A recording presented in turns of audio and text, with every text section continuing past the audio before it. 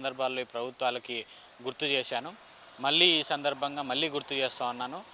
అనేక మంది మహిళలు ఇక్కడికి వచ్చి దయ్యం పట్టింది అనేటువంటి దేరుతో లేదు అక్కదేవతలు పట్టారనేటువంటి కొన్ని రూపాల్లో వాళ్ళు మానసిక స్థితిని కోల్పోయి వాళ్ళు హిస్టీరియాతో పరిగెత్తడం కానీ లేకపోతే ఊగడం కానీ ఇలాంటివన్నీ చేస్తూ ఉంటారు. దీన్ని కొంతమంది భావాలుగా కొంతమంది పూజలు విడిపించే వాళ్ళుగా ఉండి వాళ్ళు ధనార్జనే ధ్యేయంగా పనిచేస్తూ ఉన్నారు. వీటిపైన ప్రభుత్వం చర్యలు తీసుకోవాలని చెప్పేసి గతంలో కూడా మేము రెవెన్యూ శాఖ వైపు నుంచి అట్లాగే పోలీస్ అధికారుల నుంచి కూడా చర్యలు తీసుకోవాలని చెప్పేసి మనం జనవిజ్ఞాన వేదికగా డిమాండ్ చేయడం జరిగింది. మీడియా పరంగా కూడా మనం ప్రజలకు తెలియజేయడం జరిగింది. అయినా కూడా ఇప్పటికీ అలాంటి దోపిడీ అనేది జరుగుతూ ఉంది. కాబట్టి ఇది కేవలం దైవత్వానికి సంబంధించింది కాదు, ఇక్కడ ఎవరిని తక్కువ చేసి మాట్లాడడం కాదు, ఇది ఒక మానసికమైనటువంటి జబ్బు.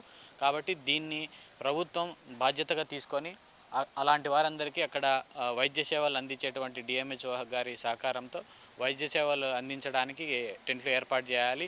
ఎవరైతే ఇలాంటి డబ్బులు వసూలు చేసుకునేటువంటి బాబాలు ఉన్నారో వాళ్ళందరినీ కూడా తక్షణమే అరెస్ట్ చేస్తామని చెప్పేసి చట్టపరమైన చర్యలు తీసుకుంటామని చెప్పేసి ప్రభుత్వం చెప్తే